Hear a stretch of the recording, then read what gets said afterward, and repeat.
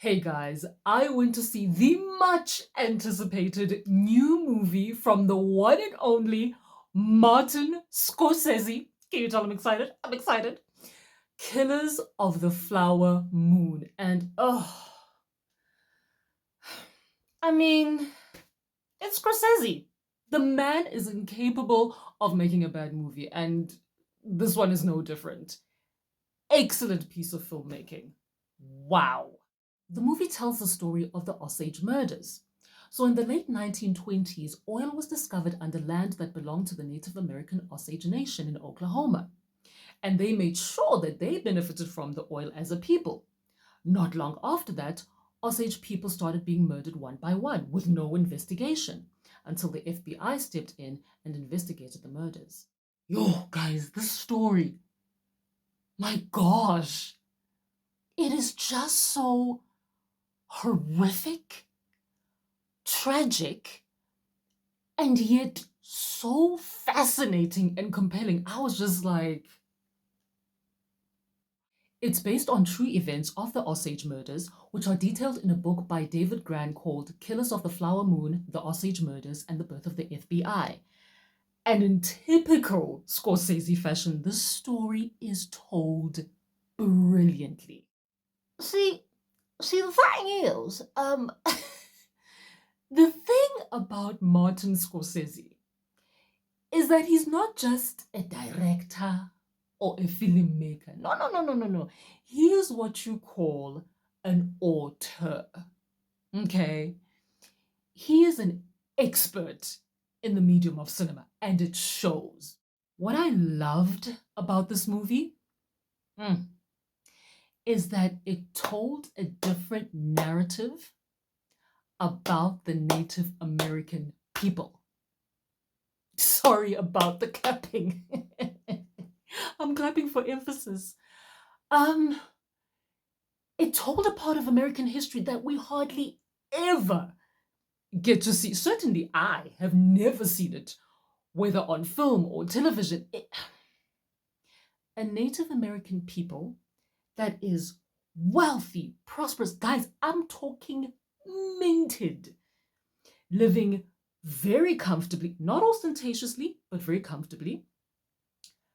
I was like, what? Really? It was just so refreshing because what you do often see portrayed about Native Americans is the oppression, the colonization, the genocide by Europeans, all of which is true.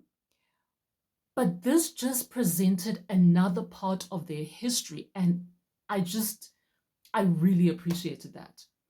And it also gave us a glimpse into specifically Osage culture, which was really dope. Bruh, if the scripture for the love of money is the root of all evil was a movie, this is the one. Yo, the evil carried out purely for the love of money was just astounding. The greed, the betrayal, the corruption, the racism, all of these are major themes in the movie, and all of them stemmed from the love of money. I was just like, this movie is a sermon. All of the elements of cinema came together beautifully in this movie. Some of the best cinematography you will ever see on screen, an amazing soundtrack that utilized the Native American drum almost like an underlying driving force of the movie, which created this woo, haunting atmosphere. The use of different cinematic styles to tell the story. Look out for the montage at the beginning of the movie. Oh, chef's kiss. The use of language, both English and authentic Osage language, and the costumes. The costumes had me particularly shook because it was a mix of the usual 1920s dress, you know, the dresses with the fringe and everything, but also with traditional Osage attire, which is just gorgeous. My only gripe, the only issue I had about this movie, and this has been said about Martin Scorsese movies before. Ugh, it was just far too long. Ugh. So much so that when I walked out the cinema staff commented on how long we had been in there, to which I replied, yeah.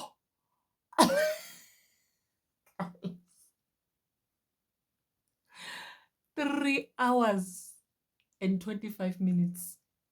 That is the length of this movie. Okay, it includes credits, but still, like, without credits, what are we talking? 3 hours and 15, 20. Ah, guys. That time the air conditioner is vurvaying in the cinema and it's freezing. But I think it's because the story moves so slowly. And I also think that, and this is just my view, Martin Scorsese is such a detailed and meticulous storyteller, hence the length of the movies. I felt like there were details in the story that could have been left out without taking anything away from the story and without diminishing its impact. But yo, guys, yo. I know it was long.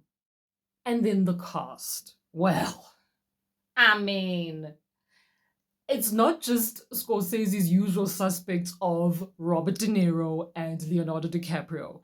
There are other powerhouses in this movie, and they all put in a shift. I mean, De Niro, incredible. Leo, oh, outstanding. I'd never heard of this actress before until I watched this movie. Lily Gladstone. Superb. But can we just talk about Leonardo DiCaprio though? Because this dude, he is a phenomenal actor. He took this character and delivered a brilliant, nuanced performance. I was like, he had me feeling all kinds of ways. And I was like, what is happening? I was angry with him. And then I was confused by him. And then I was shocked. And then I felt sorry for the guy. It was a lot.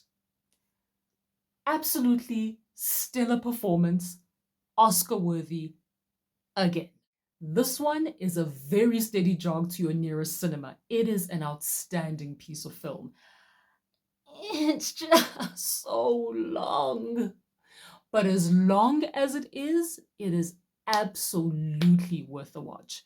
So please go and see Martin Scorsese's latest offering, Killers of the Flower Moon.